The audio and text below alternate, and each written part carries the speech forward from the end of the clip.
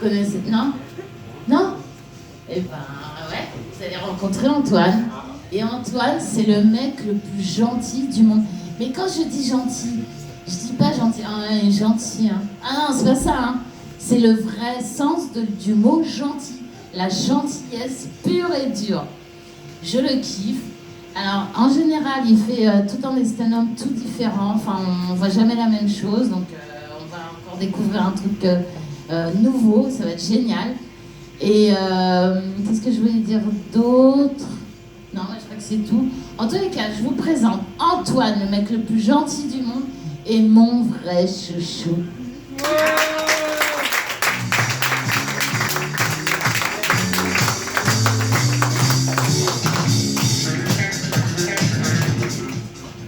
Merci Carole, merci tout le monde. Est-ce que ça va toujours en cette fin de soirée? Moyen.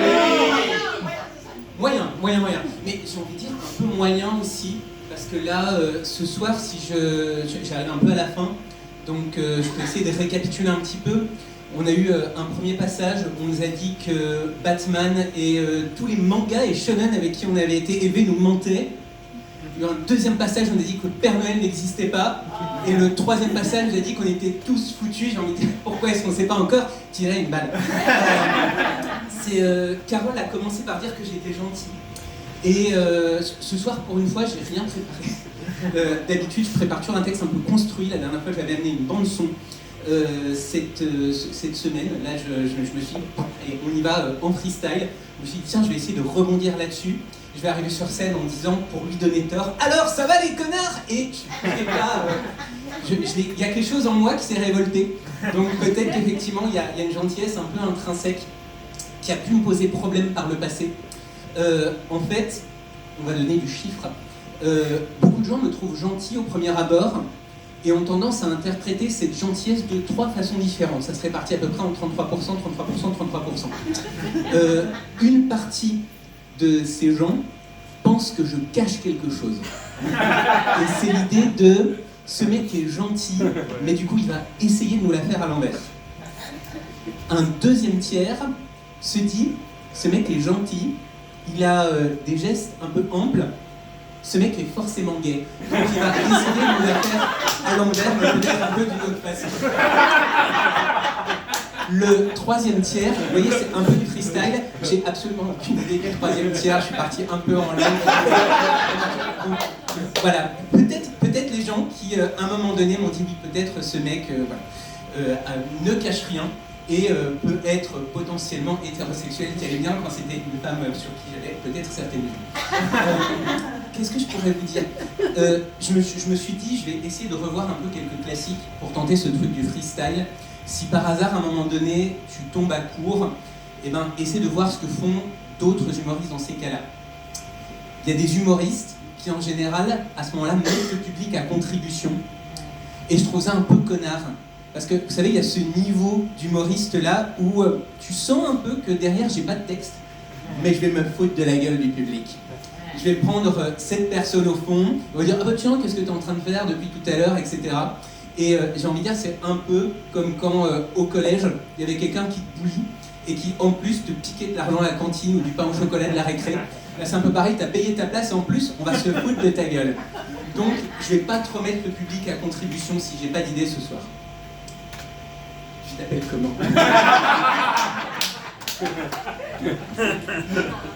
Tamara. Super, moi j'aime bien ce prénom. Tamara. Ça a cet avantage que tu peux tout faire avec Tamara. Tu peux être star de cinéma, Tamara. Tu peux être avocate, maître Tamara. Ce qui marche pas avec tous les prénoms. Genre, j'irai pas. Si un jour j'ai un projet enfant avec mon amoureuse, j'ai pas envie d'aller chez un gynéco qui s'appelle Gérard. On a trop vu de Gérard, un peu compliqué. Je ne fais pas confiance à un Gérard, un style de maternelle. Je ne fais pas confiance à un Gérard, ministre de la Justice. Tamara, c'est très bien. Moi, je m'appelle Antoine. Et c'est un des noms les plus français qui soient. Je le sais parce qu'à chaque fois que j'ai des amis qui ne parlent pas français, ils ont du mal. C'est-à-dire Antoine. Quand j'étais au collège, d'ailleurs, c'était pratique. Parce que, pas collège, lycée.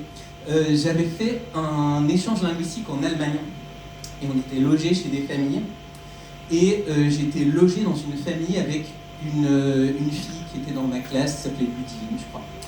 Et la famille allemande d'accueil avait compris que Antoine, ça devait être un nom féminin. Donc ils nous ont accueillis en nous disant on vous a mis les deux dans le même lit. Et j'espère que ça ne vous dérange pas. Donc moi j'étais vraiment en mode ah si on est obligé de serrer, etc. J'ai fini sur un matelas dans la cuisine à côté d'un réfrigérateur qui faisait du bruit. Ça veut dire que Antoine c'est très français. Je pousse la francitude, et ça premier degré, jusqu'à m'appeler littéralement Paris. Il y a juste le S de la fin qui se prononce, mais sur mon passeport c'est Antoine Paris. Je pousse la francitude jusqu'à ce que mon deuxième prénom ce soit François. Donc je suis quasi littéralement Antoine Français Paris. Je pousse la francitude jusqu'à ce que mon troisième prénom, c'est un peu plus tordu mais j'essaie d'aller au bout de ma vanne, ce soit Christian. Donc je m'appelle quasiment Antoine Français catholique Paris. Et du coup je suis effectivement extrêmement français. Je suis absolument français. D'ailleurs si j'ai un frère qui a un peu les mêmes problèmes que moi. C'est-à-dire quand tu t'appelles Paris, t'es intraçable sur internet, ce qui est un avantage et parfois un petit peu un inconvénient. Lui s'appelle Nicolas Paris. Donc dès qu'il cherche son nom sur Google, en fait il tombe d'abord sur les magasins Nicolas à Paris. Ce qui moi m'a amené des problèmes dans les listes mail, parce qu'on me disait mais non, vous pouvez pas faire de la réclame pour les magasins Antoine à Paris. C'est mon nom, c'est ma famille, on a une copie de mon passeport, etc. Ma famille est très française. Ma famille vient de Franche-Comté. C'est là que je pourrais faire un truc qui va à peu près tomber, je pense, à plat. Faisons un truc qui va tomber à plat. Est-ce qu'il y a des gens qui viennent de Franche-Comté ce soir ? Parce que les gens de Franche-Comté bougent parfois de chez eux, mais pas forcément énormément. Et toute ma famille est de là-bas, ma famille paternelle, et globalement ils sont de là-bas jusqu'au moment, et ils sont français de là-bas, jusqu'au moment où la Franche-Comté était pas encore française. Donc globalement on est vraiment très très implanté jusqu'au XVIIIe siècle, où la Franche-Comté est encore espagnole. 17e, merci beaucoup. Traité de Nimègue. 1678. Qui êtes-vous, cher monsieur, qui avait une si grande culture historique ? Moi, je suis le père d'Étienne. C'est merveilleux. Mais quelle famille, quelle incroyable famille. La Franche-Comté, c'est aussi... tout à fait. Vous vous appelez Hugues. Hugues, c'est un super prénom. Vous pouvez faire à peu près tous les métiers, je l'ai déjà fait. Mais c'est tout à fait français. Et d'ailleurs, la Franche-Comté est tellement française qu'on a des indépendantistes. Et ça, je trouve, il n'y a pas plus français que de dire la France c'est un pays de merde, on peut se barrer. La Franche-Comté a deux tactiques pour se barrer. Il y a d'abord la tactique de la résistance passive. Il y a toujours, depuis vous m'avez dit, le XVIIe siècle, des gens qui continuent à se faire enterrer la tête vers le sol. Parce que hors de question qu'on voit briller le soleil, symbole de ce roi soleil qui nous a conquis au XVIIe siècle. Et l'autre résistance plus active, c'est on va négocier avec la Suisse pour que la Suisse nous accueille et qu'on devienne un canton. Parce que plutôt être un canton suisse que faire partie de cet État fasciste et bref, tout ça. La Suisse est plutôt tiède par rapport à ça. J'ai fait à un moment donné un Erasmus à Genève. Et c'était intéressant parce que c'est le moment où j'ai un peu vécu l'immigration de l'autre côté. Je rappelle, je suis très français, plutôt un peu colonisateur. Et à ce moment-là, il y avait ce qu'on appelle une votation. Vous voyez ce qu'est une votation en Suisse ? Tout à fait. Petit référendum, tout le monde est consulté sur une question de politique. Et là, la question de politique, c'était les politiques d'immigration. Est-ce qu'on ouvre davantage nos frontières ? La droite suisse, qui correspondait à ce moment-là à notre extrême droite et correspond maintenant à peu près à notre Macron, avait fait des tas d'affiches pour dire « Attention, si on ouvre nos frontières, c'est la porte ouverte à tous les délinquants. » Et il y avait des affiches du type « Si on ne durcit pas nos lois migratoires, il y aura bientôt des racailles qui viennent d'endroits comme Besançon, Dijon, des gens de Marseille qui vont venir violer nos femmes, des gens de, je sais pas, Lyon qui vont venir faire du trafic de drogue et qui vont construire des cités à côté de Genève. » C'était intéressant d'être français à ce moment-là. Je dirais qu'il y a eu un autre cas où j'ai peut-être subi du racisme. Je vous laisserai libre compte de ça. Je ne parle pas de racisme anti-blanc, qui est une astuce à la con de cette extrême droite, voire de Macron, c'est vrai que ça. C'était un moment donné où j'habitais à Montréal. Et j'habitais en face, j'habitais en face d'un parking. et d'un centre de sport. Et j'avais le choix entre contourner le parking pour arriver chez moi, ou alors traverser le parking. Quand il fait froid à Montréal, tu as envie de prendre un petit peu des raccourcis, donc j'ai traversé le parking. Que n'avais-je pas fait à ce moment-là? Pour situer un petit peu, j'étais pas mal barbu à ce moment-là, mais j'étais toujours aussi blanc comme un cul que maintenant. Mon teint en général aussi entre rouge vif en été et blanc en hiver, à part en Franche-Comté, où globalement l'année se divise en 2 saisons, l'hiver-printemps où il pleut, et l'été où il pleut aussi. Donc je traverse ce parking, et le gardien du parking m'arrête et me demande mes papiers. À ce moment-là, j'ai pas réfléchi au côté légal qu'un gardien de parking n'a pas forcément le droit de te demander tes papiers. Et je lui demande, dans un anglais absolument français, donc absolument dégueulasse, Did I do something wrong? Et le gardien de parking me regarde et me dit, No, you look suspicious. Because you look Muslim. Wow. Et c'était une expérience qui, en quelque sorte, m'a permis au moins un tout petit peu de solidarité, même si, franchement, c'est vraiment du flan. Voilà. Là, c'est le moment où j'ai un petit blanc. Il m'a regardé et il m'a dit, tu vois, c'est là que je me dis, parce que tout à l'heure, j'ai tenté un truc, et je suis allé voir des gens en terrasse qui étaient totalement anglophones, et je dis, yeah, come on. Ils auraient pu venir, et ils auraient peut-être pas du tout capté parce que c'était naze. Il m'a dit que j'avais l'air suspect, parce que j'avais l'air musulman. Voilà, exactement. Burk, caca, pas bien. Qu'est-ce que... J'ai un caleçon, donc je suis plutôt content aujourd'hui. Là, je me suis dit, en fait, j'ai 2 possibilités. J'ai un jeu de mots absolument foireux que j'ai testé auprès d'une amie, parce que je lui ai dit, si j'ai pas d'idée, je sors ça. Et elle m'a dit, non. Si j'ai un blanc, ce sera ma bouée de secours. Ou sinon, je me suis parlé de mon caleçon. J'ai un caleçon qui est plutôt content, parce que un petit peu comme les gens qui sont en contact de moi et qui me trouvent gentil, ma réserve de caleçon se divise en 3 catégories. C'est peut-être le cas pour vous, et ça marche peut-être pour les sous-vêtements que je mets moins souvent, genre string tanguay, etc. J'ai la catégorie des caleçons confortables. Demain, je vais faire un voyage, et une fois, j'ai fait un voyage de 8 heures avec des caleçons inconfortables. C'était abominable, l'élastique, voilà.